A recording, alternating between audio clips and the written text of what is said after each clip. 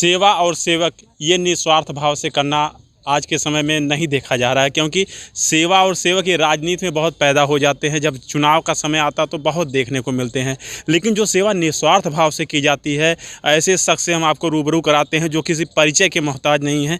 भैया, ये विचार कहाँ से आया सेवा का? देखिए, सन 2003 से पहले मैं एक पार्टी का काफ़ी बड़े पद पे था, राष्ट्रीय महासचिव हुआ करता था। मैं राजनीति में इतना ऊपर था उस समय कि मैंने राजनीति को और समाज को बहुत नज़दीक से देखा हुआ है। राष्ट्रीय अध्यक्ष उस समय मुलायम सिंह यादव थे उस पार्टी के, और मेरे साथ एक 2003 के चुनाव में एक ऐसा इंसिडेंट हुआ। एक गरीब बेटी की शादी का मामला था और मैं उस गांव में वोट लेने के लिए गया था, और जिस तरह से उसके परिवार के लोग रो रहे थे और परेशान थे, तो मैं छोटे में आपको कह रहा हूँ, मेरा हृदय परिवर्तन हो गया और मैंने उनसे आशीर्वाद लेकर इस कार्य को शुरू किया। बहरहाल वो कारवां धीरे धीरे बढ़ता गया। 2 बेटी की शादी से शुरू हुआ और आज ये 1000 बेटियों तक पहुंच गया।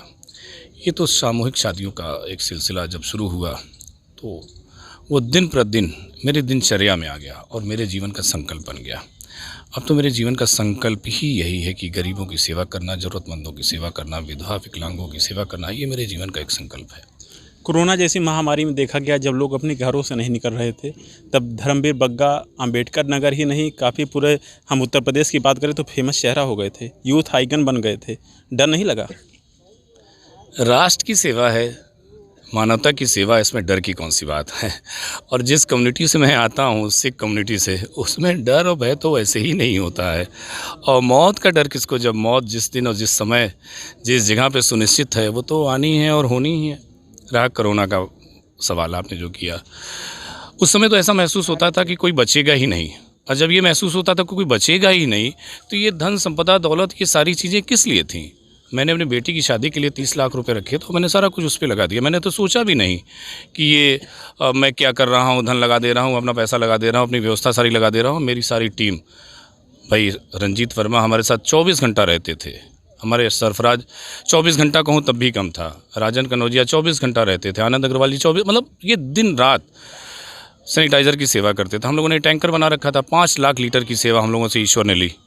1,10,000 शीशे, भारत का नक्शा बनाया गया था, 50 फीट लंबा और 40 फीट चौड़ा, 100 फीट लंबा, पूरे देश ने देखा।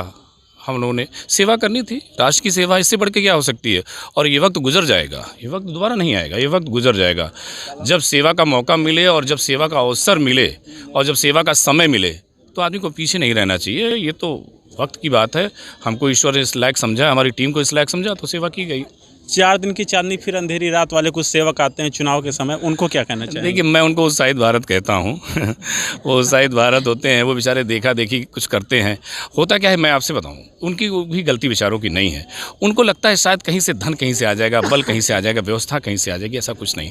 सेवा करने के लिए आपको मन बनाना पड़ता है, और ये वही कर पाता है जिसके ऊपर ईश्वर की महान कृपा होती है, लोगों का आशीर्वाद होता है। हम लोगों के ऊपर ईश्वर की महान कृपा आशीर्वाद है।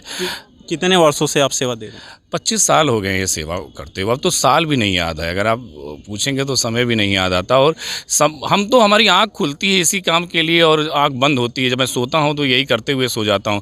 मेरे मोबाइलों पे तो सिर्फ इसके अलावा कोई फ़ोन ही नहीं आता है। किसी लावारिस का फ़ोन आ गया कि उनके वो फला जगह लाश पड़ी हुई है, वो ज़रूरतमंद है, उसकी सेवा करनी है या उसका अंतिम संस्कार करना है। कहीं किसी को ब्लड की ज़रूरत पड़ गई, कहीं किसी को किसी चीज़ की ज़रूरत पड़ गई। कोई बेटी है बेचारी, उसके गाँव में कोई लफड़ा हो गया।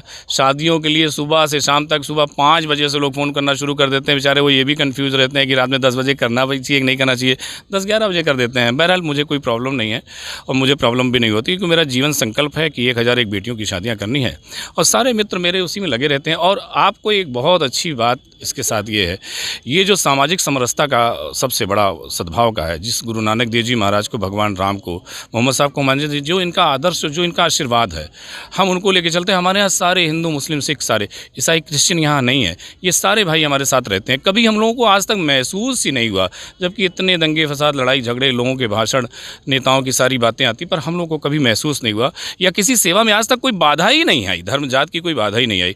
दूसरा, मैं ये भी मानता हूँ, कोई ज़रूरी नहीं है कि हम MP MLA हों तभी सेवा हो सकती है। मुझे लगता है कि MP MLA के अलावा ज़्यादा अच्छी लोग सेवा करते हैं, जिनका स्वार्थ नहीं होता। और यहाँ तो निस्वार्थ सेवा, ये अगले जन्म के लिए या अपने आने वाले समय के लिए अच्छे करने के लिए है, इसमें और इसके अलावा कोई स्वार्थ नहीं। 25 वर्षों में धर्मवीर बग्गा का कभी कदम डगमगाया? हाँ, सच है, डगमगाया।